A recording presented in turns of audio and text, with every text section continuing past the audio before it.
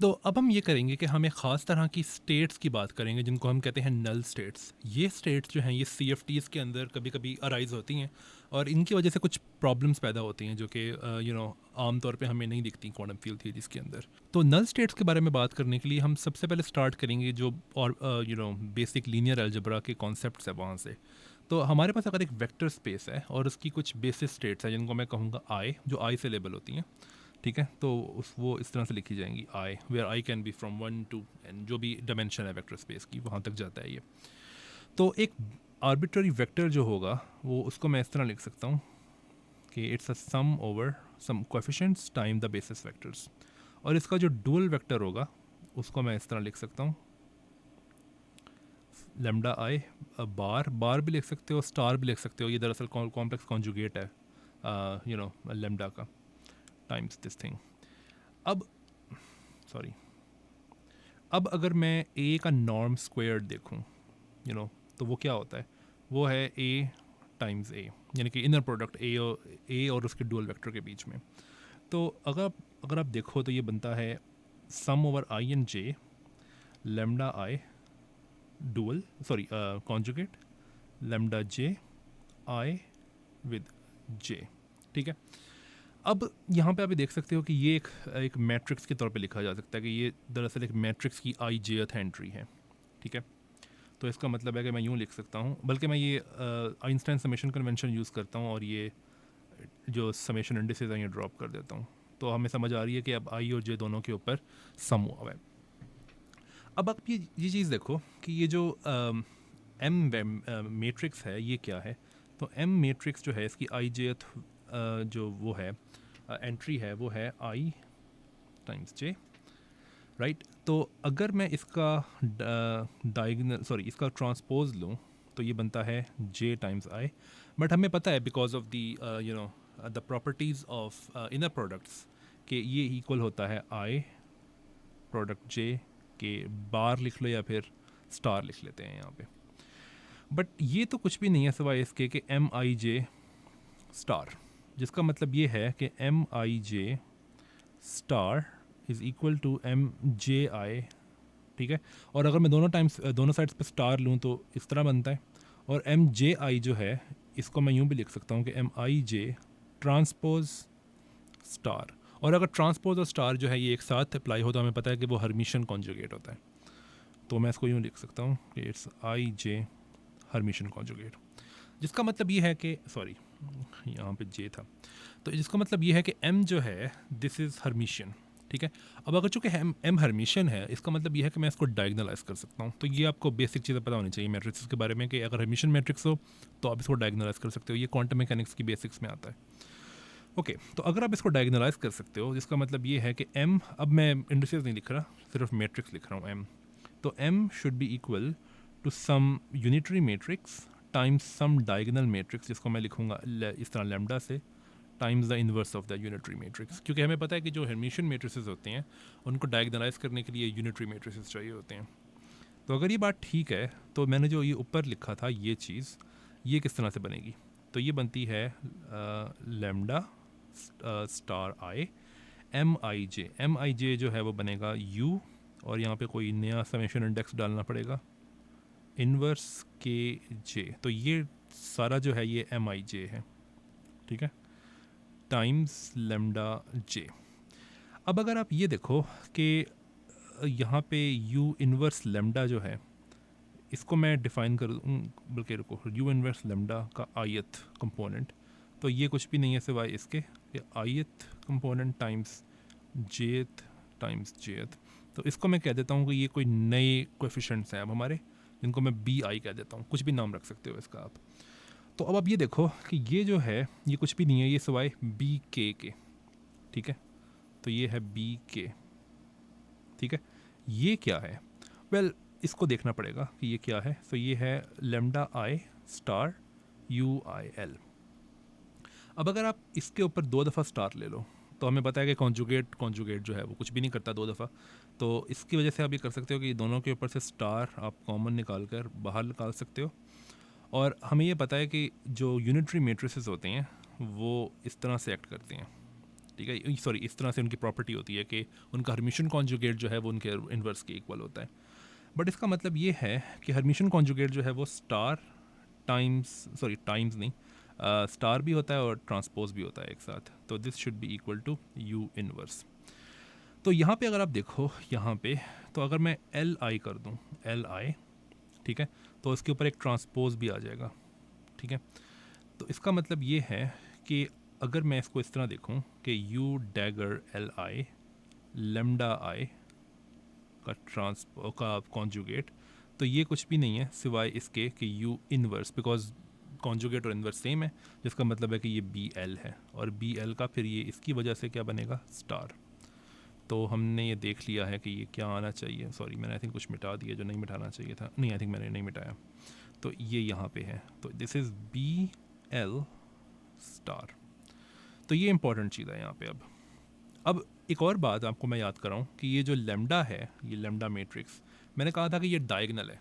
Diagonal होने का मतलब क्या है कि लेमडा एल के जो है, दिस इज़ सम कोई एंट्री है, मैं इसको कह देता हूँ जी, म्यू कह देता हूँ, mu L times the Kronecker delta. लेकिन यहाँ पे ना अब ये समेशन नहीं हो रही, तो इसलिए मैं समेशन जो वेरिएबल्स हैं वो दोबारा एंटर कर देता हूँ, ठीक है। तो अब अगर मैं इसको यहाँ लिखूँ mu L times Kronecker delta, लेकिन अब रिपीटेड इंडेक्सेस के ऊपर समेशन नहीं हो रही, समेशन सिर्फ समेशन जो यहाँ पे है उसकी वजह से होगी। तो अब आप देख सकते हो कि इस क्रोनेकर डेल्टा की वजह से ये एल और ये के सेम हो जाता है, जिसका मतलब है कि दिस बिकम्स दिस थिंग, और इसका मतलब है कि ये दोनों मिलके बनते हैं बी एल स्क्वेयर्ड, और ये क्रोनेकर डेल्टा गायब हो जाता है।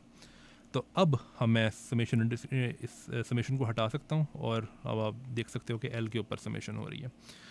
तो हुआ क्या है कि मैंने ये जो ये चीज़ थी, ये उसको मैंने at the end of the day, sorry at the end of the day वो इस तरह बन गई है कि mu L times B L squared, और अब एल के ऊपर समेशन हो रही है, ठीक है।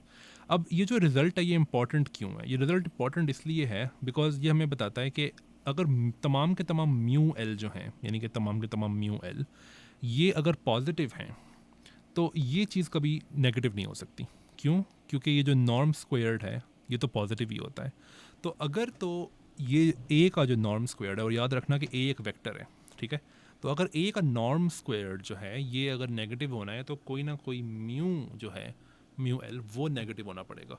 और आपको याद होना चाहिए कि म्यू एल कहाँ से आया था। म्यू एल दरअसल यहाँ से आया था कि मैंने कहा था कि लेमडा एल के is mu L times the Kronecker delta. Kronecker delta मैंने इसलिए लिखा था क्योंकि ये डायगनल है, सिर्फ डायगनल के अंदर नॉन ज़ीरो वैल्यूज़ आती हैं। तो इसका मतलब है कि ये दरअसल डायगनल एंट्रीज़ हैं इस लेमडा मैट्रिक्स की। और याद रखना, या ये भी याद रखो कि लेमडा मैट्रिक्स जो है वो इस तरह से आया था, जिसका मतलब ये है कि आपको ये पता होना चाहिए कि अगर जब आप हर्मिशन मैट्रिक्स को डायगनलाइज करते हो तो जो डायगनल एंट्रीज़ होती हैं they are actually the eigen values of the Hermitian matrix, ठीक है। इसका मतलब है कि ये m की आइगन वैल्यूज़ हैं, ये जो म्यू एल है ना सारी की सारी, ये m की आइगन वैल्यूज़ हैं। तो इन अदर वर्ड्स ये जो नॉर्म है a का ये नेगेटिव नहीं होगा अगर m की कोई आइगन वैल्यू जो है वो नेगेटिव नहीं होगी। अगर m की कोई आइगन वैल्यू नेगेटिव होगी तब ये नेगेटिव हो सकता है। दूसरी बात ये कि अगर इसको ज़ीरो होना है तो फिर ये जो म्यूज़ हैं इनको ज़ीरो होना पड़ेगा, ठीक है, जिसका मतलब ये है कि m की ज़ीरो आइगन वैल्यूज़ होनी चाहिए। अब आपको याद हो अगर कि तो हम ये करते थे कि अगर एक मैट्रिक्स है m, तो अगर हम उसकी आइगन वैल्यूज़ फाइंड करते हैं तो हम ये करते हैं कि ये मैट्रिक्स लिखते हैं कि m minus sum lambda times the identity matrix, और फिर इसका डिटर्मिनेंट लेके ज़ीरो पुट करते हैं और फिर लेमडा के लिए सॉल्व करते हैं, राइट। तो ये तरीका होता है आइगन वैल्यूज़ फाइंड करने का किसी भी मैट्रिक्स की। अब मैं कह रहा हूँ कि अगर m की अगर ज़ीरो आइगन वैल्यूज़ हैं, यानी आइगन वैल्यूज़ अगर ज़ीरो हैं कुछ, तो इसका मतलब है कि मैं दरअसल इस इक्वेशन के लिए सॉल्व कर रहा हूँ, इसके लिए, ठीक है। तो अब मैं ये करूँगा कि जो डिटर्मिनेंट ऑफ m है उसको ज़ीरो पुट कर दूँ अगर, और फिर देखूँ कि उसकी कितनी ज़ीरो आइगन वैल्यूज़ आती हैं, तो वो हमें बता सकता है ये कि जो ज़ीरो वेक्टर्स हैं, जिनको मैं नल वेक्टर्स कहूँगा, नल वेक्टर्स का मतलब वो वेक्टर्स जिनका नॉर्म जो है वो ज़ीरो है। तो नल वेक्टर्स कितने होंगे वो डिपेंड करता है इस पर कि जो डिटर्मिनेंट ऑफ m है उसकी कितनी ज़ीरो आइगन वैल्यूज़ हैं। ज़ीरो आइगन वैल्यूज़ का मतलब ये है कि जो ज़ीरो आइगन वैल्यू है उसके कॉरेस्पॉन्डिंग कितने आइगन वेक्टर्स हैं, ये मैं कहना चाह रहा हूँ। ठीक है, तो हमने यहाँ से इंट्यूशन ले लिया कि डिटर्मिनेंट ऑफ m जो है उसको आप ज़ीरो अगर पुट करो और उसके लिए सॉल्व करो, फिर यानी उसके लिए रूट्स अगर देखो कि कितनी आती हैं रूट्स वहाँ से, तो उससे हमें पता लगता है कि अच्छा कितने नल वेक्टर्स हैं हमारे पास। तो एग्जैक्ट सेम काम जो है वो हम करेंगे CFTs के अंदर। ठीक है, तो CFTs में हमें पता है कि जो बेसिस वेक्टर्स हैं वो दरअसल डिफरेंट लेवल्स में होते हैं। तो you can have a basis vector in level 1 जो कि एक ही होता है, लेवल 2 के अंदर यू हैव 2, लेवल 3 के अंदर you have 3 and so on. हमें पता है कि पार्टीशन ऑफ द लेवल के इक्वल होते हैं डिफरेंट लेवल्स के अंदर। तो हम देखते हैं कि अगर हम यही सेम काम करें क्या कहते हैं CFTs के अंदर, तो हमें किस तरह के रिजल्ट्स मिलते हैं। तो अब हम ये काम करेंगे। तो अगर मैं लेवल 1 की बात करूँ, तो लेवल 1, तो लेवल 1 में हमारे पास सिर्फ एक बेसिस वेक्टर है और वो है ये, सॉरी ये नहीं, ये। ठीक है, तो अगर इस एक बेसिस वेक्टर से मुझे M मैट्रिक्स बनाना है, और आपको याद होना चाहिए कि M मैट्रिक्स क्या था, M मैट्रिक्स ये था कि आप इस तरह के इनर प्रोडक्ट्स लो और फिर उनको मैट्रिक्स की शक्ल में लिख दो। बट हमारे पास एक ही अगर बेसिस वेक्टर है, तो यहाँ पे M जो है वो एक 1 बाय 1 मैट्रिक्स है, जो कि इसका मतलब है सिर्फ एक नंबर है वो। और वो 1 बाय 1 मैट्रिक्स क्या है, वो है ये, क्योंकि मैंने इसी बेसिस वेक्टर का अपने ही साथ इनर प्रोडक्ट ले लिया है। तो हमें पता है विरासोर अलजबरा को यूज़ करके कि this should B this thing, but ये L0 जब एक्ट करेगा H फील्ड के स्टेट के ऊपर तो हमें H देगा, एंड दिस बिकम्स 2H। तो अगर तो मैं ये ज़ीरो कर दूं, क्योंकि डिटर्मिनेंट ऑफ H जो है M जो है वो ज़ीरो करना था मैंने, और यहाँ पे M जो है 1 बाय 1 मैट्रिक्स है, उसका डिटर्मिनेंट वो खुद ही होगा क्योंकि वो एक नंबर है सिर्फ। तो ये हमें कहता है कि H जो है वो ज़ीरो है। इसका मतलब है कि अगर आप इस तरह का कोई क्या कहते हैं वेक्टर लिखो कि L-1 acting on the zero zero conformal weight state, तो जो ये जो वेक्टर है ये एक नल वेक्टर है। और ये देखना बड़ा आसान है, क्योंकि इसका अगर आप नॉर्म स्क्वायर कैलकुलेट करो जो कि हमने किया है नीचे, तो इट बिकम्स ज़ीरो। ठीक है, तो इसका मतलब है कि अब हो ये रहा है कि अगर हम डिटर्मिनेंट ऑफ M को ज़ीरो पुट करते हैं तो हमें रिलेशन मिल रहा है H के बीच में और चीज़ों के बीच में। अभी तो आप देख सकते हो कि H ज़ीरो है, अभी आगे जाके हम देखेंगे कि H के हम बीच में और सेंट्रल चार्ज के बीच में हमें रिलेशन मिलने शुरू हो जाएंगे कि ये रिलेशन अगर सेटिस्फाई हो जाएं तो फिर उन पर्टिकुलर H के लिए हमारे पास नल वेक्टर्स आएंगे। ठीक है, अच्छा अब मैं इसको ख़ास तरीके से लेबल करूँगा और ये लेबलिंग थोड़ी देर में सेंस बनाएगी, अभी मैं आगे जाऊँगा जब वीडियो में। तो दिस इज़ 1 1, इसको मैं H11 कह रहा हूँ, ये भी थोड़ी देर में समझ आएगी कि मैं क्यों कह रहा हूँ इसको। तो ये 1, 1 है, तो ये दो इंडिसेस हैं एक तरह से, 1, 1। अब हम बात करते हैं लेवल 2 की, और इसमें थोड़ी सी हमें कैलकुलेशन करनी पड़ेगी। सो लेवल 2 में हमारे पास कितने वो हैं क्या कहते हैं बेसिस वेक्टर्स। तो हमारे पास है L-2 acting on some highest weight state और L-1 squared acting on some highest weight state. तो अब हम एक मैट्रिक्स बना सकते हैं 2 बाय 2 मैट्रिक्स, बिकॉज हमारे पास दो डिफरेंट यहाँ पे बेसिस स्टेट्स हैं। तो अब हम M जो बनाएंगे इसको हम M2 ऐसे कहूँगा मैं, क्योंकि 2 का मतलब है लेवल 2 की बात हो रही है। सो इट विल बी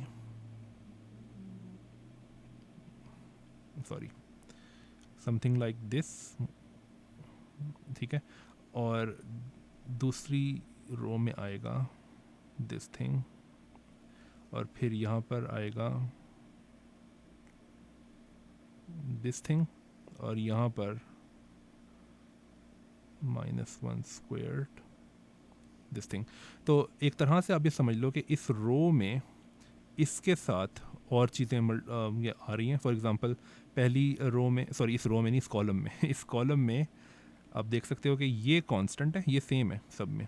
ठीक है, और ये जो चीज़ें इसके साथ आ रही हैं ये चेंज हो रही हैं। ठीक है, इसी तरीके से इस रो में अगर आप बात करो पहली रो में, तो यहाँ पे ये सेम है ये, और जो इसके साथ चीज़ें आ रही हैं वो चेंज हो रही हैं। ठीक है, तो ये मैंने मैट्रिक्स इस तरह से सेटअप किया है। But it doesn't matter, because अगर आप इस मैट्रिक्स का ट्रांसपोज भी ले लो तब भी इसका डिटर्मिनेंट तो सेम ही आना है, तो इट डजेंट मैटर। ओके, अब हम ये चार हमें जो चीज़ें कैलकुलेट करनी है ये हम कैलकुलेट करते हैं। तो सबसे पहले हम कैलकुलेट करते हैं ये L2 L-2H। तो ये तो काफ़ी सिंपल है, इसमें आप विरासोरो अलजबरा अप्लाई करो तो you will get 4H + C/2। ठीक है, ये आप एक्सरसाइज के तौर पे आप ले सकते हो, ये बहुत सिंपल है, विरासोरो अलजबरा अप्लाई करो। ओके, इसके बाद हम चेक करते हैं कि ये क्या है। सो इसमें थोड़ा टाइम लग सकता है. So H L1 L-1 squared H. तो इस पर आप अगर विरासोरो अलजबरा अप्लाई करो तो और ये बनता है L1 विद L-1 स्क्वेयर्ड. ठीक है. अब ये मैंने कम्यूटेटर क्यों लिखा है, वो इसलिए लिखा है क्योंकि अगर दूसरी वाली जो टर्म आनी चाहिए थी यहाँ पे ये तो ज़ीरो हो जाएगी, बिकॉज L1 जो है वो एक्सपेक्ट करेगा जब एज के ऊपर, तो वो ज़ीरो देगा हमें. तो ये कम्यूटेटर जो है ये क्या है, ये हमें कैलकुलेट करना है. सो L1 L-1 स्क्वेयर्ड का कम्यूटेटर एक्टिंग ऑन एच, ये क्या होगा. तो हमें पता है कि अगर हम कम्यूटेटर्स की आइडेंटिटी लगाएं इसके ऊपर तो ये कुछ यू बनता है plus L1 L-1 L-1 H. तो ये जो पहली वाली टर्म है ये बनती है 2L0. ये जो दूसरी वाली टर्म है ये भी क्या बनती है 2L0. तो ये यहाँ पे तो L0 डायरेक्टली अप्लाई हो रहा है एच पे, तो ये तो हमें दे देगा एच, लेकिन यहाँ पे ऐसी कहानी नहीं है. तो ये बनता है 2H L-1 और ये बनता है 2L0 times L-1, 2L0 times L-1. ठीक है. अब ये जो टर्म है ये क्या देती है हमें. सो L0 times L-1 acting on H, ये बनता है L-1 L0 acting on H plus इनका कम्यूटेटर जो है वो बनता है L-1 एक्टिंग ऑन एच. तो ये बनता है H plus 1 times L-1 acting on H. तो हमने ये एक टर्म कैलकुलेट की है जो कि यहाँ पर आनी थी. तो इसको मैं लिखता हूँ यहाँ पे, ये 2 जो है इसको ये यहीं पे रहेगा जहाँ पे ये था. तो अब आप देखो कि ये टर्म और ये टर्म जो है ये ऐड हो सकती है बहुत आराम से. तो क्या आएगा हमारे पास 2H प्लस 2 था, वहाँ से एडिशनल 2 आ जाएगा, तो ये इस तरह बन जाएगा. सॉरी ये नहीं, इस तरह नहीं होगा, एक मिनट. सो ये 2H है, हाँ, तो ये 2H यहाँ पर आ जाएगा और ये टर्म ख़त्म हो जाएगी. गुड. तो अब हमारे पास जो आंसर है वो ये है कि L-1 एक्टिंग ऑन H और इसके पास हमारा जो फैक्टर आ रहा है वो है 2H इंटू 2H प्लस 1 जो कि यहाँ से आया है. गुड. अब ये जो लास्ट चीज़ रह गई है इसको तो हम सिंपली विरासोरो अलजबरा लगा के देख सकते हैं कि दिस इज़ 2L0 और वो जब एक्ट करेगा H के ऊपर तो वो H दे देगा हमें. तो इट मीन्स कि we get an additional 2H और ये तो है ही टाइम्स 2H प्लस 1, तो ये बनता है 4H इंटू 2H प्लस 1.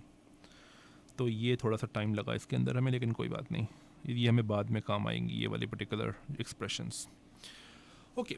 अब ये जो डायगोनल वाले एक्सप्रेशंस हैं ये रह गए हैं, लेकिन एक्चुअली ये सेम है. ये रह तो गए हैं लेकिन ये दो नहीं है, ये एक ही है. क्योंकि अगर आप इसका कॉम्प्लेक्स इसका अगर आप हर्मिशियन कॉन्जुगेट लो तो you will get this thing और ये इक्वल होने चाहिए बिकॉज M इज़ हर्मिशियन. ठीक है. तो इसका मतलब है कि आप सिर्फ एक कैलकुलेट कर लो, कोई वही काफ़ी है. तो हम ये नीचे वाला कैलकुलेट कर लेते हैं, तो देखते हैं कि ये क्या आता है. तो H L-1 this thing. Okay, तो देखते हैं कि ये क्या आता है.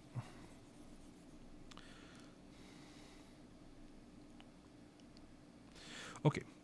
सो इसको हम रेड से करते हैं. तो ये कम्यूटेटर पहले हम कैलकुलेट करते हैं. हम ये देख सकते हैं कि ये कम्यूटेटर जो है ये कम्यूटेटर ही आएगा यहाँ पे, क्योंकि दूसरी टर्म जो आएगी उसमें L2 जो है वो एक्ट करेगा एच पे, तो वो तो ज़ीरो दे देगा हमें. तो ये कम्यूटेटर क्या देगा हमें, ये देखते हैं. Acting on H. ओके. तो ये देगा L-1 L2 L-1 acting on H plus L2 L-1 L-1 acting on H. ये हमें क्या देता है. वेल ये हमें देता है 3L1, लेकिन ये L1 जो है ये डायरेक्ट एच पे अप्लाई हो जाएगा, तो ये ज़ीरो दे देगा हमें, तो इस टर्म को भूल जाओ. अब ये क्या देगा, ये देगा 3L1. Okay, that's fine. 3L1 और ये जो है यहाँ पे भी आप कम्यूटेटर लगा के देख सकते हो कि दिस इज़ 3. ये तो 3 यहाँ से आया ना, लेकिन ये कम्यूटेटर जो होगा ये देगा 2L0 एक्टिंग ऑन एच और ये जो 2L0 है इसकी वजह से बन जाएगा 2H, जिसका मतलब है 6H. तो दैट्स इट. तो ये बनता है 6H acting on H, but आप इसको बाहर निकाल लो तो ये बनता है 6H times this thing, but ये नॉर्मलाइज्ड है तो ये ख़त्म हो जाएगा, तो 6H. इसका मतलब है कि जो तीसरा हमें चाहिए था एक्सप्रेशन वो है 6H. गुड. अब हमारे पास सब कुछ आ चुका है। अब हम क्या कहते हैं, ये जो डिटर्मिनेंट है ये कैलकुलेट कर सकते हैं। तो ये पहला वाला जो है ये हमने देखा कि ये इक्वल है 4h प्लस सी ओवर 2 के। ये जो दूसरा वाला है ये हम कैलकुलेट कर सकते हैं, कर चुके हैं। ये है 6h, ये भी 6h है, और ये है 4h into 2h plus 1। Good, okay. अब हम कैलकुलेट करते हैं इसका डिटर्मिनेंट। सो डिटर्मिनेंट देखते हैं क्या आता है। Determinant of m2। सो हमें पता है कि डिटर्मिनेंट कैसे कैलकुलेट करते हैं 2x2 मेट्रिसेस का। So that will give you 4h plus c over 2 times 4h into 2h plus 1 minus 36h square. ठीक है, तो ये देता है हमें 2h प्लस 1। इस 4 में से मैंने 2 बाहर निकाल के इसको 2 दे दिया, तो ये बनता है 8h plus C minus 36h square. अब इसको मैं कैलकुलेट करूँ तो ये बनता है 2h 16h square plus 2ch plus 8h plus C minus 36h square. तो अब आप देख सकते हो कि ये बनता है 2h टाइम्स 16h स्क्वेयर। इसको अगर मैं लिखूँ तो बनता है 32, सॉरी क्यूब बनता है, सॉरी 32h क्यूब्ड, और ये 2h जब इससे मल्टीप्लाई हो सकता है तो ये देगा हमें 4ch square plus 16h square और plus 2ch minus 36h square. और आप इनको एक साथ लिख सकते हो तो ये बनता है माइनस 20h स्क्वेयर। ये ख़त्म हो जाएगा यहाँ से। ठीक है, तो अब आप इसको इसमें सब में से एज कॉमन निकालो। तो एज कॉमन निकालो और 32 कॉमन निकालो। ये मैं बताऊंगा बाद में कि 32 की कॉमन निकाला हमने। 32 अगर मैं कॉमन ले लूँ तो ये बनता है एच स्क्वेयर प्लस 4c था तो डिवाइड बाय 32 कर दो, और एच आएगा यहाँ पे, तो इट बिकम्स c ओवर 8।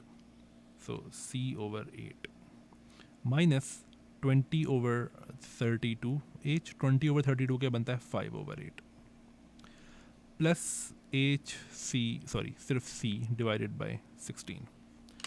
तो ये हमारे पास इसका डिटर्मिनेंट आया। अब आप एक कुछ चीज़ें नोट करो यहाँ पे। सबसे पहली बात तो ये कि अगर आप इस डिटर्मिनेंट को अब ज़ीरो पुट करो, ठीक है, तो ज़ीरो पुट करते हैं इसको, तो इसमें एक जो रूट आ रही है वो ऑटोमेटिकली आ रही है h इक्वल 0। ठीक है, लेकिन ये जो h इक्वल 0 है ये तो हम पहले भी देख चुके हैं, और ये था लेवल 1 के अंदर। अगर मैंने वो अभी भी लिखा हो, यस, लेवल 1 के अंदर हमने देखा था कि h इक्वल 0 एक रूट थी। तो ये जो रूट आ रही है ना h इक्वल 0, ये दरअसल लेवल 1 की वजह से आ रही है। और वो क्यों आ रही है? वो इसलिए आ रही है क्योंकि लेवल 1 के ऊपर हमने देखा था कि ये एक नल स्टेट है। ठीक है, अब हम लेवल 2 की बात कर रहे हैं, तो लेवल 2 में एक स्टेट है जो कि है -1 acting on this state from level 1। तो ये टोटल जो है ये भी नल स्टेट है। ठीक है, तो ये जो h इक्वल 0 है ये दरअसल लेवल 1 की ही वजह से आ रही है। ये कोई नई चीज़ हमें नहीं मिलेगी। हाँ, ये नई चीज़ हमें मिली है कि वो जो लेवल 1 वाली नल स्टेट थी उसके ऊपर आप l-1 अप्लाई करो तो वो अभी भी नल स्टेट है। That's it. तो ये प्रीवियस लेवल्स की वजह से ही नए लेवल्स के अंदर आएंगी रूट्स, और ये एक जनरल फीचर है। ये ऑलमोस्ट हमेशा होता है कि प्रीवियस लेवल्स की वजह से नए लेवल्स में स्टेट्स सॉरी रूट्स आती हैं। ठीक है, ओके, तो इसको हम इग्नोर कर देते हैं और इसको हम अगेन वही लिखते हैं कि ये दरअसल h11 है। तो ये h11 है। ये जो बाकी है ये ज़ीरो होने से क्या मिलता है? सो h square plus c minus 5 over 8 h plus c over 16 equal 0। तो ये मैंने बाकी सारा जो है ये ज़ीरो पुट किया, और आप ये क्वाड्रेटिक इक्वेशन सॉल्व कर सकते हो, इतना कोई मुश्किल नहीं है। ये बेसिक स्कूल लेवल काम है। तो मैं इसका सिर्फ रिज़ल्ट कोट कर देता हूँ। इसका रिजल्ट आएगा 5 minus c over 16 plus minus 1 over 16 times 25 minus c times 1 minus c का स्क्वायर रूट। तो आप देख सकते हो यहाँ पे दो सॉल्यूशन है जिस तरह होती हैं क्वाड्रेटिक इक्वेशन में। तो मैं उनको दोनों को अलग अलग लिखूँगा, एक बार माइनस साइन के साथ और एक बार प्लस साइन के साथ,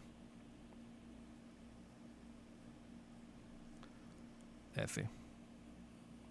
ठीक है, तो ये जो माइनस साइन वाली है इसको मैं कहूँगा 1 2, और ये अगेन हम देखेंगे कि मैं ये लेबल्स क्यों दे रहा हूँ इस तरह से, और इसको मैं कहूँगा 2 1। ठीक है, अच्छा, अब हमें ये नई कन्फॉर्मल वेट्स मिले हैं, तो हमें ये नए कन्फॉर्मल वेट्स बताते हैं कि अगर आप इन कन्फॉर्मल वेट्स के ऊपर कोई स्टेट बिल्ड करोगे तो आपको लेवल 2 के ऊपर एक नल स्टेट मिलेगी, ठीक है, क्योंकि ये लेवल 2 से आई हैं।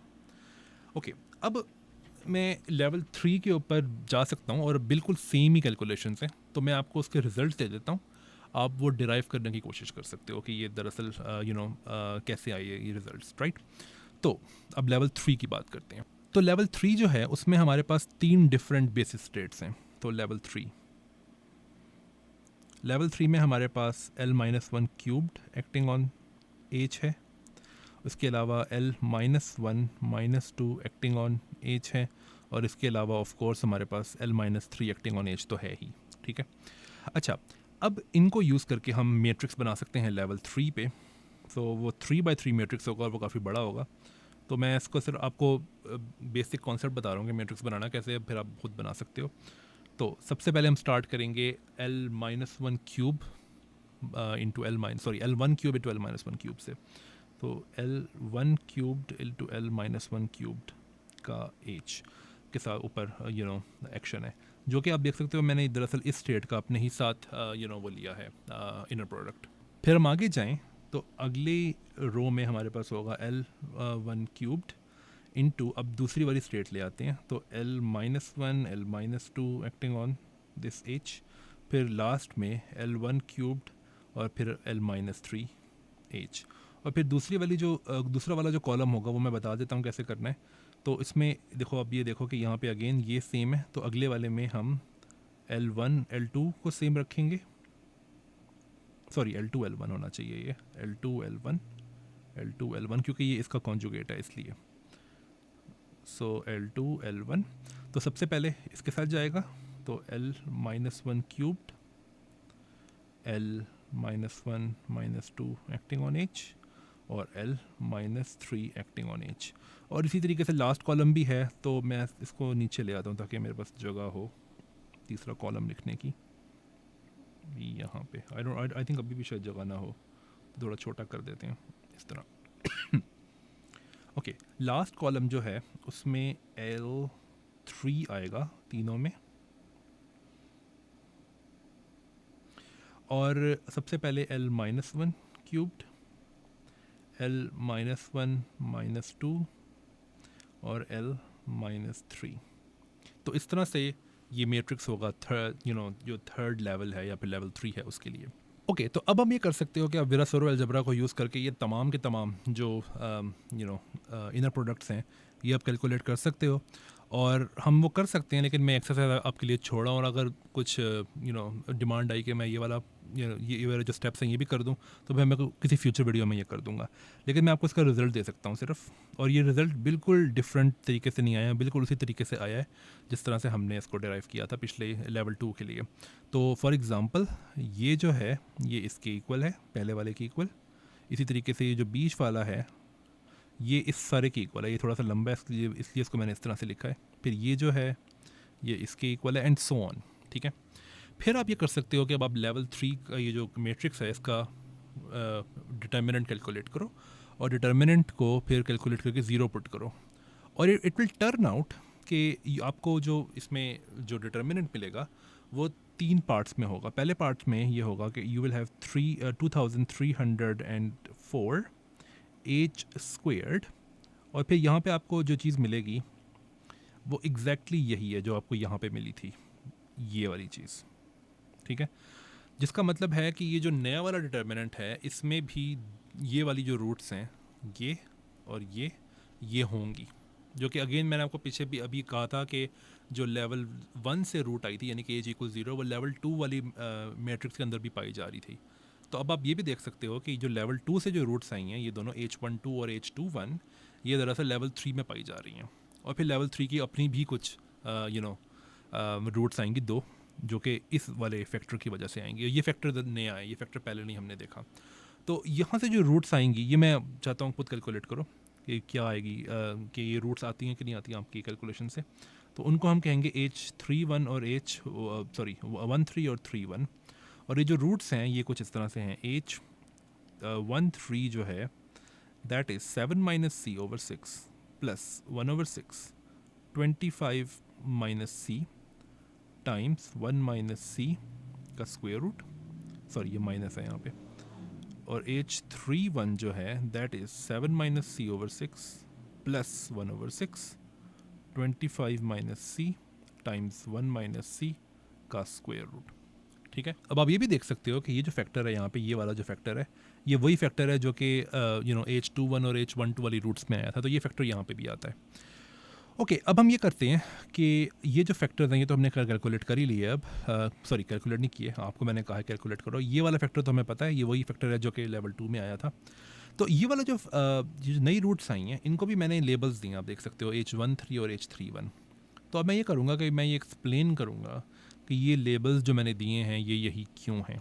ठीक है, तो इसको ये मोटिवेट करने से पहले मैं आपको ये बता सकता हूँ कि ये जो हम कर रहे हैं ये तो हम लेवल बाय लेवल कर रहे हैं, लेकिन एक जनरल फार्मूला है जो एग्जिस्ट करता है किसी भी लेवल के लिए, और ये जो हम डिटर्मिनेंट कैलकुलेट कर रहे हैं इसको हम कहते हैं खास डिटर्मिनेंट। ठीक है, तो इसको हम कहते हैं खास डिटर्मिनेंट।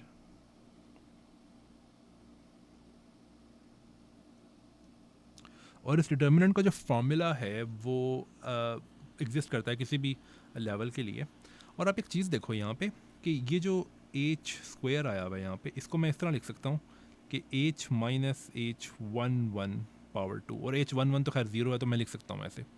तो ये जो 2 है ये क्या है, ये 2 दरअसल है पार्टीशन ऑफ 3 माइनस 1। लेकिन ये 3 और 1 क्या है? वेल 3 वो लेवल है जिस पे हम ये डिटर्मिनेंट कैलकुलेट कर रहे हैं क्योंकि हम लेवल 3 पे कर रहे हैं, और ये जो 1 है ये दरअसल इन दोनों का प्रोडक्ट है, 1 और 1 का।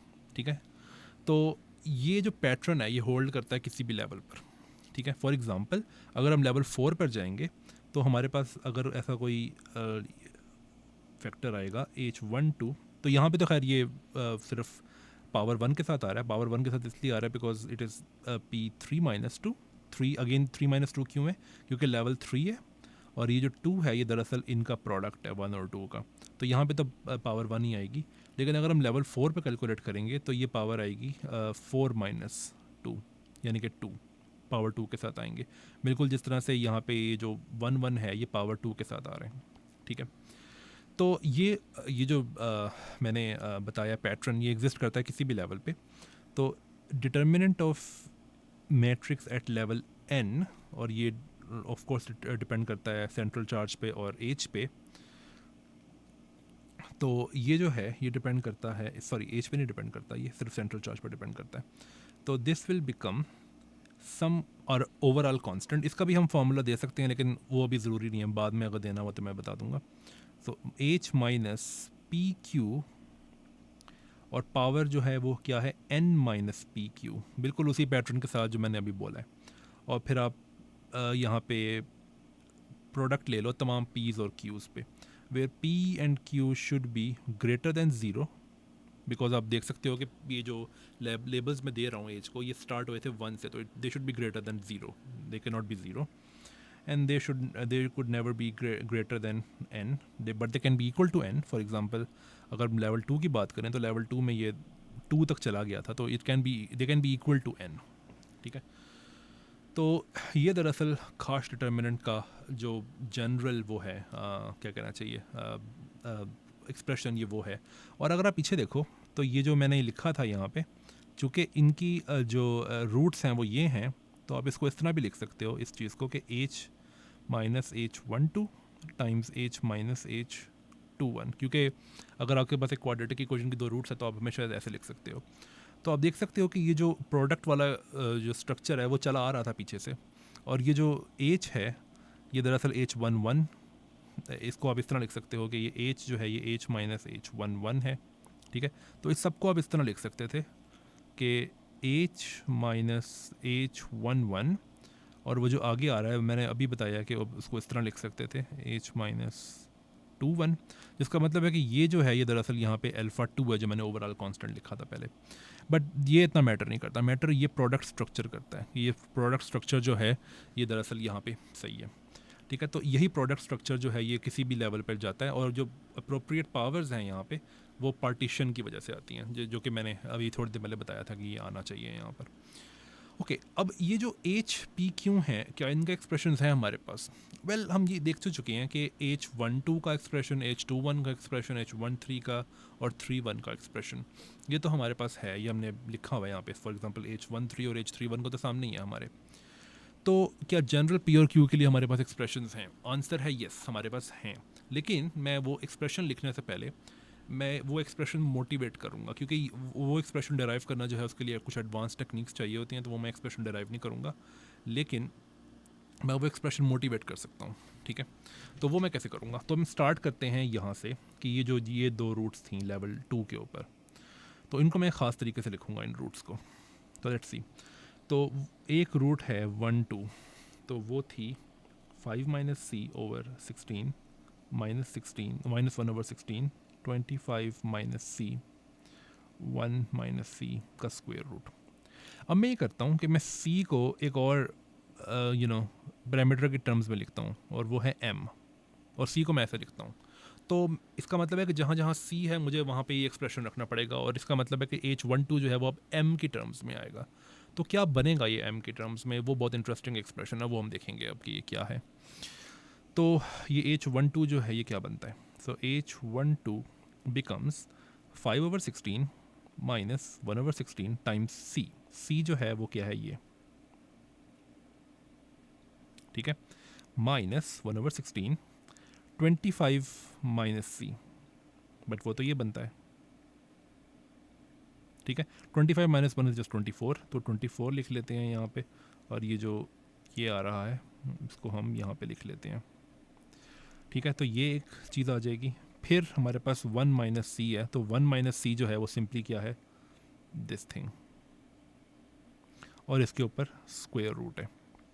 अब अगर मैं ये स्क्वायर रूट के अंदर जो चीज़ है इसको मैं मैनिपुलेट करता हूँ थोड़ी देर के लिए, तो क्या बनता है देखते हैं। तो it will become 1 over m into m plus 1 squared. ठीक है, और मैं इसको ख़ास तरीके से लिखता हूँ। अब 36 जो है ये इस 6 को और इस 6 को मल्टीप्लाई करने से आया, और अगर मैं ये स्क्वायर बाहर निकालना चाहता हूँ तो मुझे ये करना पड़ेगा कि ये जो 24 है इसके साथ ये मल्टीप्लाई करना पड़ेगा। तो आप देख सकते हो कि ये जो सब कुछ बना है ये दरअसल वही है जो ब्रैकेट के अंदर है। अगर आप मल्टीप्लाई कर दो इस इस फैक्टर को अंदर तो वही बन जाएगा, लेकिन मैंने इसको जानबूझ के इस तरह से लिखा है। अब एक और चीज़ ये कि ये जो ये है इसको भी मैं देख लेता हूँ ये क्या बनता है। तो ये बनता है माइनस 1 ओवर 16, तो minus 1 over 16 plus 16 over 6, sorry 6 over 16। ठीक है, अभी जो 5 माइनस 1 है ये 4 है, 4 ओवर 16 क्या बनता है 4, सॉरी 1 ओवर 4। बट मैं काम करता हूँ ये जो 1 ओवर 4 है इसमें मैं ऊपर और नीचे m into m plus 1 multiply करवा देता हूँ।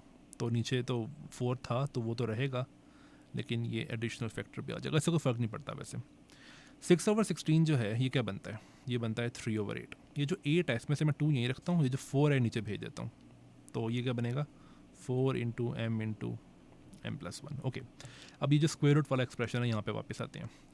तो ये सब कुछ स्क्वायर रूट के अंदर है। ठीक है, अब इसको देखो, ये जो 1 ओवर 16 है, ये जो 1 ओवर 16 है इसमें से मैं ये करता हूँ कि 1 ओवर 4 यहीं रखता हूँ, और जो बाकी 4 है वो अंदर जाने देता हूँ। तो बाकी 1 ओवर 4, तो जब 1 ओवर 4 स्क्वायर रूट के अंदर जाएगा तो क्या बन जाएगा वो 1 ओवर 16। ठीक है, तो यहाँ पे ये डिवाइड हो जाएगा 16। तो ये 36 ओवर 16 जो है 4 9 होता है, और ये 4 9 4 और ये कैंसिल हो के बन जाएगा 3 ओवर 2। तो ये बनता है कुछ इस तरीके से 3 ओवर 2। ठीक है, ओके गुड।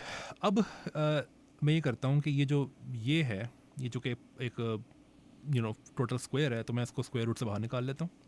तो देखते हैं कि क्या बनता है ये।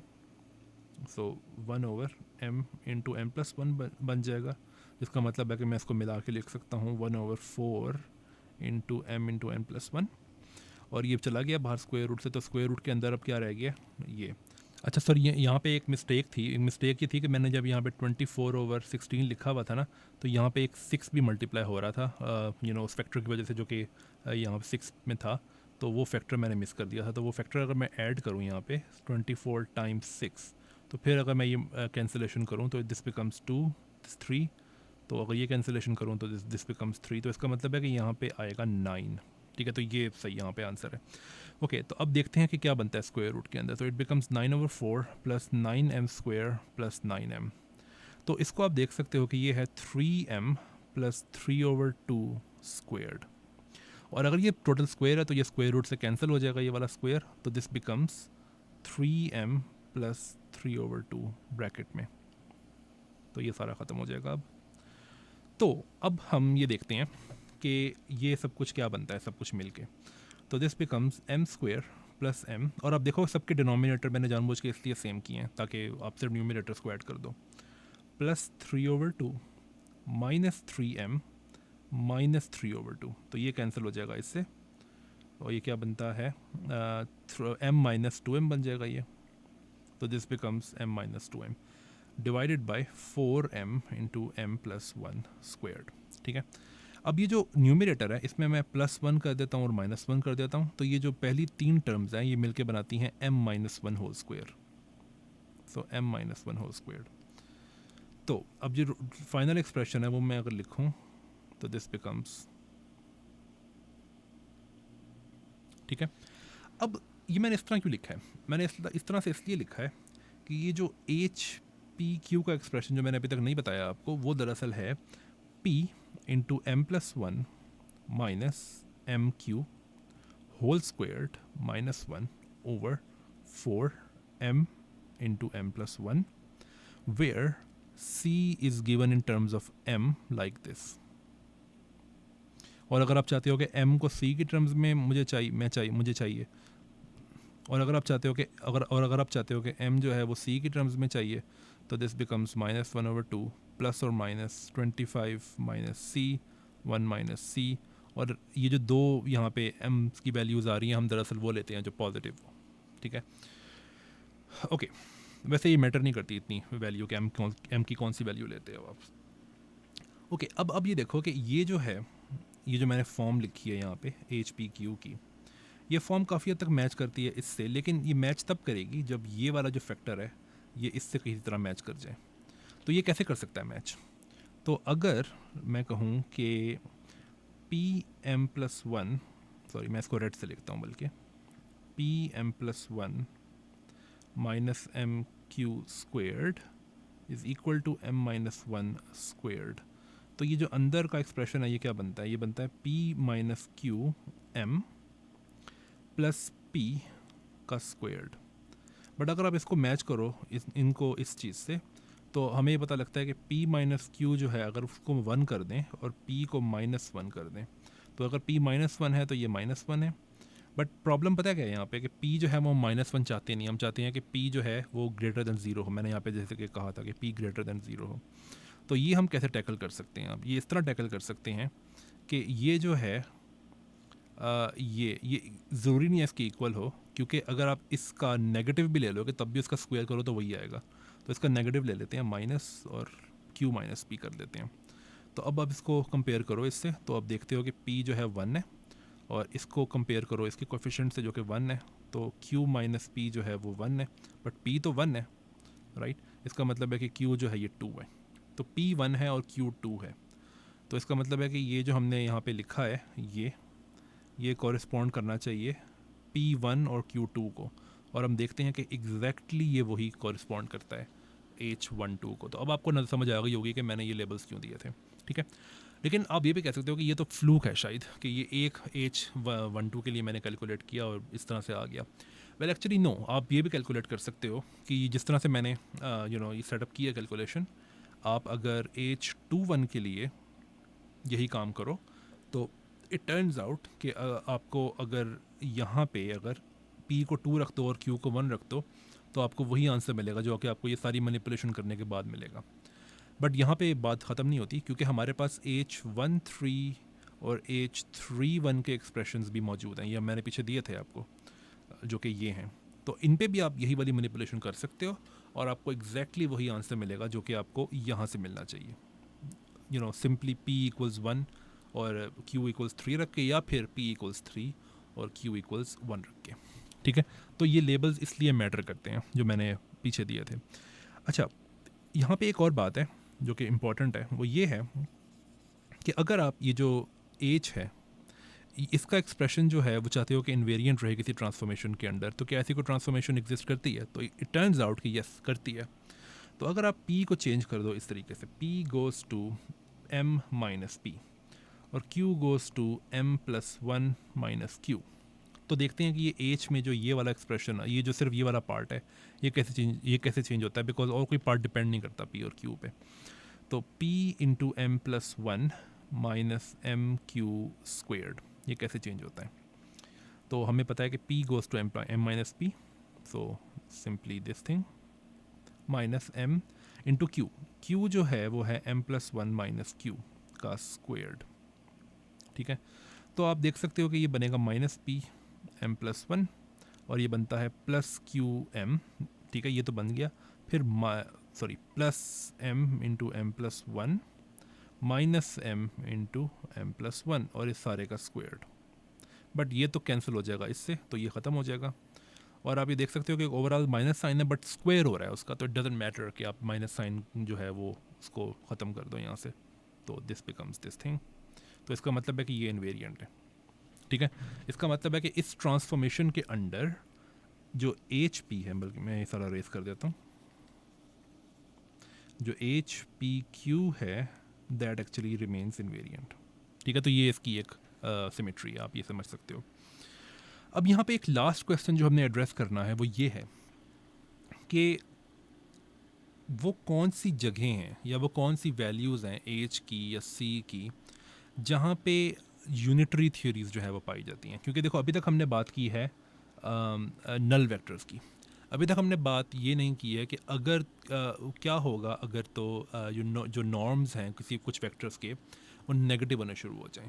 ठीक है, तो अगर नॉर्म किसी वेक्टर का नेगेटिव हो जाए तो फिर यूनिटैरिटी जो है वो ख़त्म हो जाती है। तो क्या ऐसा है कि हम इस यूनिटैरिटी के कॉन्स्ट्रेंट को यूज़ करके ये रोक लगा सकें कि कौन कौन से सेंट्रल चार्ज जो हैं सिर्फ उन्हीं के लिए यूनिटरी थ्योरीज हो सकती हैं और किन के लिए नहीं हो सकती वगैरह वगैरह? तो इट टर्न्स आउट कि यस, हम ये कर सकते हैं। और अगेन ये भी एक काफ़ी बड़ा प्रोजेक्ट है ये करना, कि आप ये पता लगाओ कि कौन कौन से सेंट्रल चार्जेस के लिए यूनिटरी थ्योरीज हैं और किन के लिए नहीं है। बट मैं आपको इसकी थोड़ी सी समरी दे सकता हूँ। सो इट टर्न्स आउट कि अगर तो किसी क्या कहते हैं वेक्टर का नॉर्म नेगेटिव है, तो मैंने आपको कहा था कि जो उसका जो m है उसके लिए हम ये रखेंगे कि डिटर्मिनेंट ऑफ m, जो m मैट्रिक्स था, कि determinant of m is negative, और फिर देखेंगे कि कितने वेक्टर्स जो हैं वो दरअसल यहाँ से रूट्स के तौर पे आते हैं। तो डिटर्मिनेंट ऑफ m जो है वो नेगेटिव देखना पड़ेगा। तो अगेन इसको आप लेवल बाय लेवल देख सकते हो। तो हम देखते हैं इसको लेवल 2 पे सबसे पहले, आई थिंक सिर्फ लेवल 2 पे ही देखेंगे। तो लेवल 2 पे हमें याद है कि डिटर्मिनेंट ऑफ m जो था वो हमने कैलकुलेट किया था, it was 32 h into h minus h12 और h माइनस h21। ठीक है, तो ये नेगेटिव है, नेगेटिव नेगेटिव। तो अब ये नेगेटिव हो कैसे सकता है? पहली बात तो ये है, कैसे नेगेटिव हो सकता है ये नेगेटिव सिर्फ इस तरह हो सकता है कि अगर ये जो है ये पॉजिटिव हो और ये नेगेटिव हो, यानी कि मैं ये कहना चाह रहा हूँ कि h जो है h माइनस h12 ये पॉजिटिव हो लेकिन ये नेगेटिव हो, या फिर ये जो पहले वाला है ये नेगेटिव हो और ये दूसरे वाला पॉजिटिव हो। ठीक है, तो तब ये नेगेटिव हो सकता है डिटर्मिनेंट। ओके, तो इनका मतलब क्या है इनइक्वालिटीज़ का जो मैंने लिखी है यहाँ पे? वेल, इनइक्वालिटीज़ का मतलब जो है वो कुछ इस तरह से, अब हम बात करते हैं इसकी। तो आप याद करो कि जो h12 है इसका एक्सप्रेशन हमारे पास है, सो 5/c over 16 minus 1/16, 25 minus c 1 minus c, this thing. तो दूसरे का भी एक्सप्रेशन हमारे पास है, तो it gives you 2 1 5 minus c over 16 plus 1/16, 25 minus c 1 minus c। Right, तो हम एक काम करते हैं, हम ना h वर्सेस c ग्राफ बनाते हैं। ठीक है, तो h वर्सेस c, ठीक है। तो हमने क्या कहते हैं पिछली वीडियो में ये देखा था कि h और c दोनों नेगेटिव नहीं हो सकते अगर आपको यूनिटैरिटी चाहिए, जिसका मतलब है कि हमें ये वाले क्वाड्रेंट्स हैं ये इनकी बात करने की ज़रूरत नहीं है। हम सिर्फ वो वाला पार्ट देखेंगे जहाँ पे h और c जो हैं दोनों पॉजिटिव हैं। ठीक है, तो अगर मैं इसका ग्राफ बनाऊँ h12 का, जिस तरह से ये रिलेटेड है यहाँ पे उसके साथ क्या कहते हैं, ए सी के साथ रिलेटेड है ये, राइट। तो किस तरह का ग्राफ बनेगा? वेल, हम देखते हैं कि किस तरह का ग्राफ बनेगा। पहली बात तो ये है कि अगर आप यहाँ पे सी को 1 से छोटा लो, ठीक है, तो ये जो स्क्वायर रूट के अंदर चीज़ आ रही है ये रियल है, कोई प्रॉब्लम नहीं, ठीक है।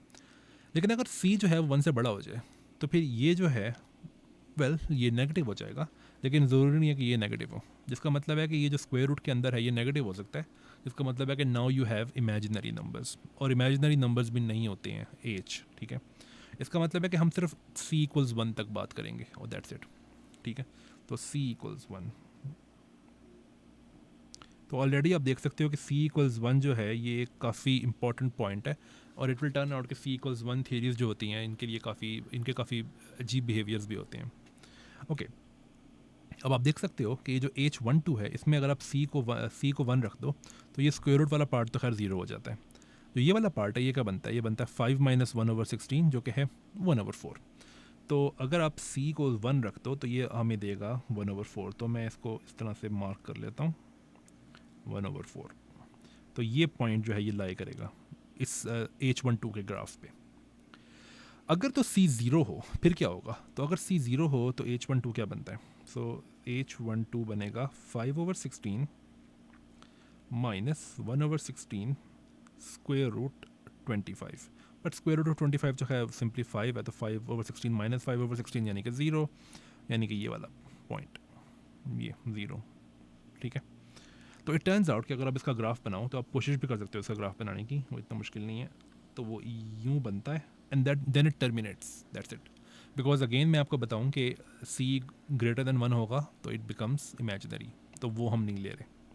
तो ये जो ग्राफ मैंने बनाया है ये दरअसल H12 का ग्राफ है, ठीक है। ओके, अब मैं बनाता हूँ ग्राफ H21 का, राइट। अगेन वही वाली बातें हैं यहाँ पे कि ये भी C इक्वल्स 1 के आगे नहीं जाएगा, बट यहाँ पे कुछ डिफरेंसेस हैं। पहली बात तो ये कि अगर मैं C को 1 रखता हूँ तो अगेन ये चीज़ 0 हो जाती है, और ये 5 माइनस क्या कहते हैं 5 माइनस 1/16 तो अगेन 1/4। इसका मतलब है कि ये वाला जो पॉइंट है ये उस पर भी लाई करेगा H12 पे। लेकिन अगर मैं C को 0 रखता हूँ तो फिर क्या होता है? तो C को 0 रखने से क्या बनेगा 5/16, लेकिन अब प्लस साइन आएगा, plus 1/16 square root of 25, and then it becomes 5/16 plus 5/16 यानी कि 10/16। तो 10/16 जो है दैट सिंपली 5/8, ठीक है। तो अब ये 0 नहीं है, ये डिफरेंट बात है यहाँ पे। तो ये 5/8 अगर यहाँ पे है तो इसका ग्राफ कुछ यूँ बनता है, ठीक है। तो ये जो ग्राफ मैंने बनाया है ये है H21 का ग्राफ। अब ये जो ग्राफ है ये हमें काफ़ी हेल्प करेगा। क्यों हेल्प करेगा? वो इसलिए हेल्प करेगा क्योंकि मैंने कुछ इनइक्वालिटीज़ लिखी थी, वो मैं दोबारा लिखता हूँ।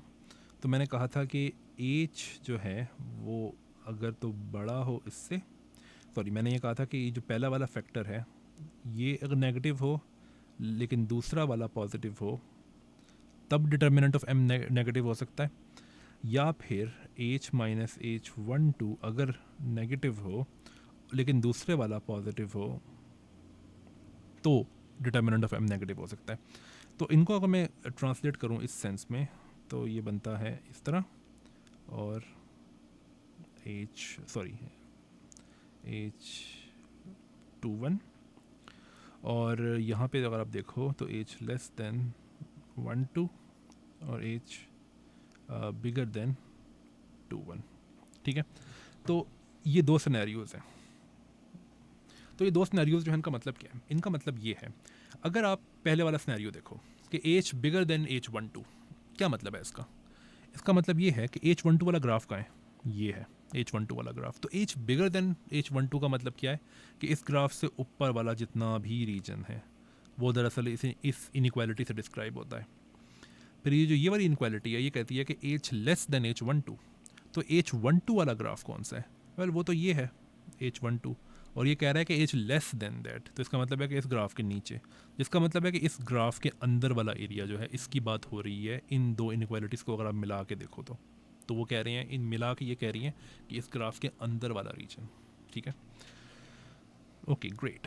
तो हमने ये डिड्यूस किया है अभी तक कि अगर तो इस ग्राफ के अंदर वाला रीजन हो, यानी कि अगर H और C ऐसे हैं कि इस ग्राफ के अंदर वाला रीजन आ जाए, ये वाला रीजन, ये तो ये दो इनइक्वालिटीज़ जो हैं सेटिस्फाई हो जाती हैं, जिसका मतलब ये है कि डिटर्मिनेंट ऑफ एम नेगेटिव हो जाता है, जिसका मतलब है कि आपके पास कोई ऐसी वेक्टर ऐसी स्टेट्स आती हैं जिनका जो नॉर्म है वो नेगेटिव है, जिसका मतलब है कि you have a non unitary theory.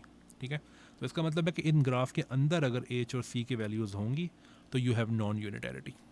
Simple. ठीक है, ये जो दूसरे वाला सिनेरियो है ये क्या है? ये दूसरे वाला सिनेरियो ये कहता है कि एच लेस देन H12, तो H12 जो है वो उसके नीचे वाला तो है वो ये होगा। इसको मैं रेड से करता हूँ कलर, एक मिनट। सो ये वाला हिस्सा, और ये कहती है कि H bigger than H12, sorry 21, यानी कि इसके ऊपर वाला।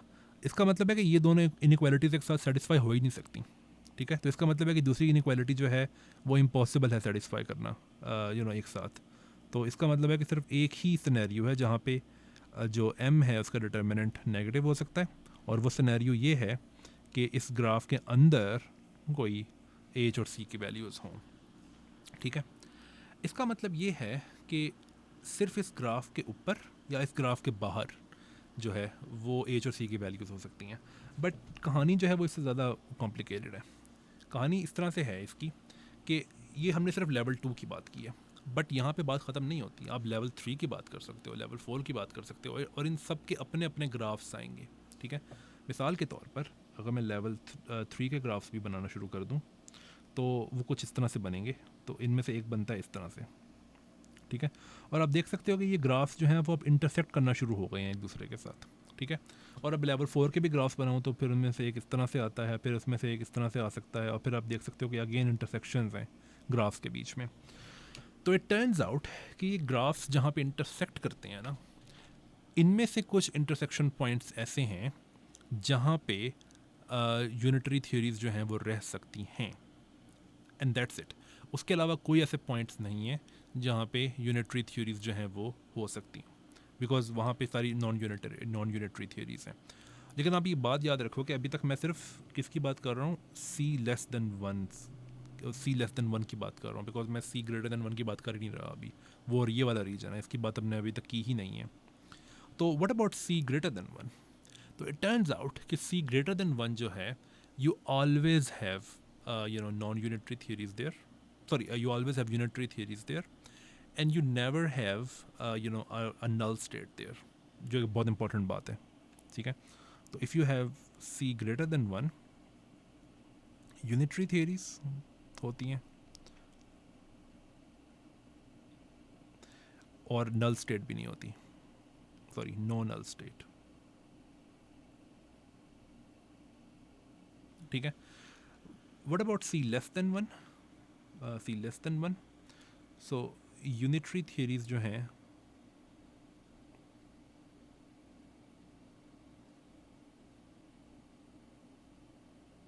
और इंटरसेक्शंस ऑफ ग्राफ्स। ठीक है, तो ठीक है, ये तो मैंने कह दिया कि कुछ इंटरसेक्शन पॉइंट्स ऐसे हैं इन ग्राफ्स के जहाँ पे यूनिटरी थ्योरीज जो है हो सकती हैं।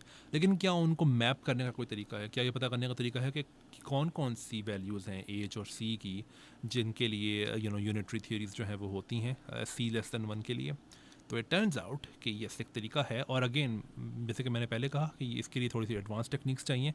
इसके लिए कुछ कोर्स सेट्स की टेक्निक्स चाहिए होती हैं, हम बाद में बात करेंगे इस कोर्स में शायद उन टेक्निक्स की, और ये प्रूव करेंगे कि ये जो मैं लिखने लगा हूँ अब थियरीज़, ये सारी की सारी यूनिटरी हैं। तो हमें ये पता है कि C का रिलेशन M के साथ जो है वो किस तरह से होता है। तो C का रिलेशन है M के साथ इस तरह से, तो ये वही रिलेशन जो है आएगा यहाँ पे। लेकिन अब आप याद करो पीछे अगर हम जाएं तो M जो था वो ये था, और मैंने ये नहीं कहा था कि M जो है वो ये हो सकता है या ये नहीं हो सकता। M can be anything. ठीक है, बट अब जो है यहाँ पे M जो है it can B an integer which starts from 3, then 4, 5 and 6 and so on. ठीक है, तो m can be 3, 4, 5 and so on. तो अगर ये वाले m's आप लो तो उनके कॉरेस्पॉन्डिंग जो सेंट्रल चार्जेस होंगे, तो इट टर्न्स आउट कि सिर्फ उन सेंट्रल चार्जेस के लिए हमारे पास नॉन यूनिटरी थियरीज होती हैं। और बिल्कुल पहले जिस तरह मैंने एच का एक्सप्रेशन भी लिखा था, एच का एक्सप्रेशन भी यहाँ पर आएगा PQ, so that gives you PM+1 minus MQ whole squared minus 1. 4m/m+1। और बिल्कुल पहले की तरह एग्जैक्टली काम नहीं है अब, क्योंकि पहले मैंने कहा था कि P and Q can be any thing. I mean वो लेवल से कम होती है लेकिन they can be anything. But अब जो है इस तरह से कहानी है कि P जो है it can be from this to sorry 1 but less than m, और Q जो है it can be equal to m as well. ठीक है, तो ये अब कहानी हो गई है कि हमारे पास वो सेंट्रल चार्जेस जो कि इस तरह इस फार्मूला से आएंगे, where m can be 3, 4 and 5 and so on. सिर्फ उन सेंट्रल चार्जेस के लिए हमारे पास नॉन यूनिटरी यूनिटरी थियरीज आती हैं। और आप देख सकते हो बहुत आराम से कि इस सेंट्रल चार्ज के इस फार्मूला से आप देख सकते हो कि ये तमाम सेंट्रल चार्जेस जो हैं they have to be less than 1, because this is 1 minus something, और ये जो समथिंग है this is positive and less than 1। So of course it can be, it has to be less than 1। जो सी है उसको 1 से कम होना ही चाहिए। और यहाँ पे ये भी पता लगता है हमें कि गिवन m के लिए कौन कौन सी स्टेट्स आ सकती हैं, हमारे प्राइमरी स्टेट्स आ सकती हैं हमारी थियरी के अंदर। अब एक चीज़ आप नोट करो, यहाँ पे बहुत इंटरेस्टिंग काम हुआ है, और वो ये है कि कोई भी अब गिवन m लो अगर, तो उसके लिए p की वैल्यूज़ और q की वैल्यूज़ जो है वो फाइनाइट इन नंबर हैं। यानी कि p जो है it can be 1 from 1 to n, m -1 actually, because m नहीं हो सकता, m -1, एंड q जो है it can be anything from 1 to m। जिसका मतलब है कि एक फाइनाइट नंबर ऑफ h जो हैं, यानी कि finite number of primary states जो हैं वो हमारे पास हो सकती हैं। तो ये एक बड़ी इंटरेस्टिंग बात है कि हमारे पास ऐसी CFTs हैं जिसमें एक फाइनाइट नंबर ऑफ प्राइमरीज हैं। ठीक है, तो ऐसी थ्योरीज को जिसमें फाइनाइट नंबर ऑफ प्राइमरीज हों, इनको हम रैशनल CFTs भी कहते हैं, रैशनल CFTs।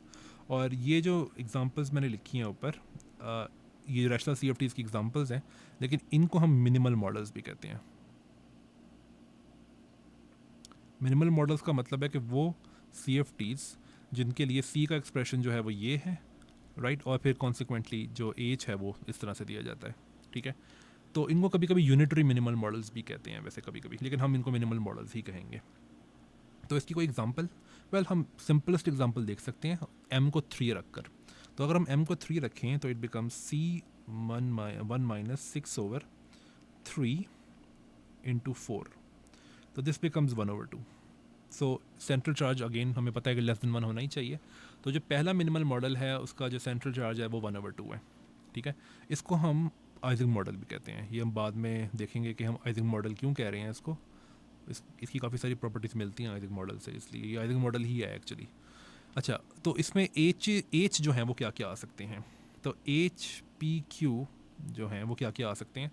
तो हमें पता है कि पी जो है it can be 1, 2 and that's it, और जो क्यूज़ हैं दे कैन बी 1, 2 एंड 3। ठीक है, तो 1, 2 क्या होगा, 2, 1 क्या होगा, और सॉरी थोड़ा सीक्वेंस से चलते हैं, 1, 1, 1, 2 एंड 1, 3, और 2, 1, 2, 2 और 2, 3। तो ये हम देख सकते हैं। तो एच पी क्यू जो है that is P into m+1, m+1 4 है अब, ठीक है, क्योंकि m 3 है, माइनस क्यू टाइम्स m, तो यानी कि 3q squared -1 over 4 into m 3 है इंटू m+1 यानी कि 4 अगेन, यानी कि 48। ठीक है, 4 इंटू m+1 मैंने कैलकुलेट किया नीचे, which is 4 into 3 into 4 which is 48। अब अगर p और q दोनों 1 है तो ये दोनों 1 है, तो ये क्या मिलेगा हमें यहाँ पर, p और q दोनों 1 है, तो यानी कि 4 - 3 यानी कि 1, 1 स्क्वायर इज़ 1, 1 - 1 इज़ 0। तो इसका मतलब है कि एच 1, 1 जो है दैट्स 0।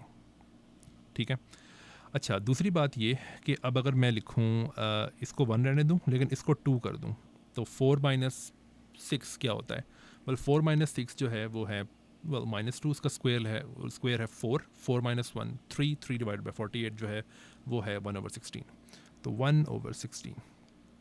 फिर अगर मैं इसको 3 ले लूँ तो फिर क्या बनता है, तो 4 - 3 सॉरी 4 - 9 क्या बनता है, 4 - 9 जो है वो -5 का स्क्वायर क्या है 24, सो 25, और फिर -1 24 डिवाइड बाई 48 क्या है 1/2, तो 1/2। अब 2, 1 देखते हैं, सो 2, 1, तो 8 - 3 5, अगेन वही चीज़ आएगी, तो 1/2। 2, 2 देखते हैं अब, सो 4 टाइम्स 2 इज़ 8, 8 और 3 minus 2 is 6, so 8 minus 2, sorry 8 minus 6 2, 2 का स्क्वायर क्या है 4, 4 माइनस 3, वेल अगेन तो आप देख सकते हो 1/16 आ रहा है और ये 0 आ रहा है। तो आप देख सकते हो कि ये दरअसल रिपीट हो रहे हैं। और ये रिपीट क्यों हो रहे हैं? क्योंकि मैंने आपको पहले बताया था कि अगर आप p को रिप्लेस कर दो m माइनस पी से और q को रिप्लेस कर दो m प्लस 1 माइनस पी से, तो चेंज नहीं होता एच पी क्यू। और यहाँ पे चूँकि m3 है तो आप देख सकते हो कि ये जो h11 है, अगर मैं इसको इस तरह रिप्लेस करूँ तो ये बनना चाहिए 2 3, और ये 2 3 देखो यहाँ पे है, क्योंकि ये देखो 2 कैसे आया, ये है 3 माइनस पी और p1 है तो 2, और ये 4 माइनस, सॉरी ये क्यू था यहाँ पे, तो 4 माइनस क्यू जो है वो क्या बनेगा यहाँ पर 3। तो अगेन आप देख सकते हो कि ये इस वजह से ये 2 दफ़ा आ रहे हैं। तो आप इनको क्या कहते हैं इग्नोर कर दो और आप देखो कि सिर्फ ये 3 हमारे पास कन्फॉर्मल प्राइमरीज आ रही हैं। तो इनके नेम्स हम देते हैं 0, 1/2 और 1/16। इनके लिए हमारे पास नेम्स हैं। इसको हम कहते हैं आइडेंटिटी ऑपरेटर, इसको हम कहते हैं एनर्जी ऑपरेटर, इसको हम कहते हैं स्पिन ऑपरेटर सिग्मा। ठीक है, तो ये आइजिंग मॉडल की 3 प्राइमरीज हैं, इनके बारे में हम बाद में बात करेंगे। ये बहुत इंपॉर्टेंट टॉपिक है आइजिंग मॉडल का। तो हमने अभी तक बात की है उस केस की जहाँ पे c ग्रेटर देन 1 है, जहाँ पे c लेस देन 1 है, लेकिन c इक्वल टू 1 का क्या? वेल इट टर्न्स आउट कि c इक्वल टू 1 जो है वहाँ पे हमारे पास कोई नॉन यूनिटरी थ्योरी तो नहीं है, यानी कि c इक्वल्स 1 जो है वहाँ पे हमारे पास यूनिटरी थ्योरीज होती हैं। लेकिन what about the null states? तो नल स्टेट्स की हम बात करें वहाँ पे, तो वो एक इंटरेस्टिंग रिजल्ट है और आई थिंक वो लास्ट रिजल्ट होगा इस वीडियो का। तो जो इंटरेस्टिंग रिजल्ट है वो ये है कि अगर आप एच पी क्यू की बात करो, तो अगेन मैं इसका फार्मूला लिखता हूँ, किसी वजह से लिख रहा हूँ। So m q squared minus 1 over 4m into m plus 1। और आप याद करो कि c जो था उसका फार्मूला था ये। तो अब आप इस फार्मूला से देखो c के कि c1 कब हो सकता है? वेल c1 तब हो सकता है जब m गोज़ टू इन्फिनिटी, क्योंकि अगर m गोज़ टू इन्फिनिटी तो ये टर्म जो है 0 हो जाएगी, जिसका मतलब है कि c इज़ 1। तो अगर m गोज़ टू इन्फिनिटी तो फिर अगर उस लिमिट में हम कैलकुलेट करेंगे ये जो एच पी क्यू है इसका फार्मूला क्या बनेगा या फिर इसका एक्सप्रेशन क्या बनेगा, तो वो हम देखते हैं। तो अगर m गोज़ टू इन्फिनिटी तो ऊपर वाली जो न्यूमिनेटर है वहाँ से सबसे बड़ी पावर रखेंगे हम m की, क्योंकि m गोज़ टू इन्फिनिटी में सिर्फ सबसे बड़ी पावर डोमिनेट करेगी, और यही काम डिनोमिनेटर में भी करेंगे। तो डिनोमिनेटर में सबसे बड़ी पावर है एम स्क्वेयर, तो 4m स्क्वेयर वाले टर्म रखते हैं, जो m वाली टर्म है इसको डिस्कार्ड कर देते हैं, तो इट्स लाइक दिस। और जो न्यूमिनेटर है वहाँ पे भी सिर्फ सबसे बड़ी पावर जो है वो m स्क्वेयर की ही आ सकती है। तो अब अगर ऊपर देखो तो ऊपर अगर मैं एक्सपेंड करूँ तो you have p m minus m q plus p whole squared. तो इसका अगर आप स्क्वेयर लो तो बनता है p square m square plus m square q square, और फिर ये दो टर्म्स आपस में मल्टीप्लाई होंगी 2pq एम स्क्वेयर, और फिर और टर्म्स आएंगी जो कि एम स्क्वेयर टर्म्स नहीं है तो उनको हम छोड़ देते हैं। तो ये बनता है p minus q whole square times m square actually. तो p minus q whole square times m square, but ये कैंसिल हो जाएगा, जिसका मतलब है कि m गोज़ टू इन्फिनिटी वाली लिमिट के अंदर एच पी क्यू जो है ये बनता है। तो इसको आप ऐसे लिख सकते हो p minus q over 2 whole square. ठीक है, no p and q can be anything. ये अभी जो मैंने पी और क्यू के बारे में कहा था ना कि पी जो है वो लेस देन एम है, वो तो सिर्फ सी लेस देन 1 के लिए था, मिनिमल मॉडल्स के लिए। लेकिन अब हम सी इक्वल्स 1 की बात कर रहे हैं और नल स्टेट्स की बात कर रहे हैं। So p and q are can be anything. इसका मतलब ये है कि p minus q can be anything but it has to be an integer, because p and q are integers. तो इसका मतलब ये है कि h जो है वो अगर एक इंटीजर डिवाइडेड बाई 2 का स्क्वायर हो तो हमारे पास नल स्टेट्स आएंगी, क्योंकि ये दरअसल एज जो है ये यही बताता है ना, ये कास्ट डिटर्मिनेंट से जो आया था कि नल स्टेट्स जो है वो किन एज के ऊपर होंगी। तो अब अगर n एक इंटीजर है तो it can be an even integer और एन ऑड इंटीजर। तो अगर ये इवन इंटीजर है तो n ओवर 2 जो है वो खुद भी एक इंटीजर होगा, लेकिन अगर ये ऑड इंटीजर है तो फिर ये एक हाफ इंटीजर होगा n ओवर 2। इसका मतलब है कि c equals 1 null states at j square, where j जो है या तो इंटीजर है या j जो है वो हाफ इंटीजर है। ठीक है, तो ये एक इंटीजर के स्क्वायर के इक्वल अगर हो कन्फॉर्मल वेट तब आती है नल स्टेट c इक्वल्स 1 पे, या फिर तब आती है जब जब आप एक हाफ इंटीजर का स्क्वायर लेते हो तब आती है नल स्टेट। तो ये एक लंबी वीडियो थी, इसमें काफ़ी सारी चीज़ें हमने डिस्कस की हैं। तो until the next video, bye.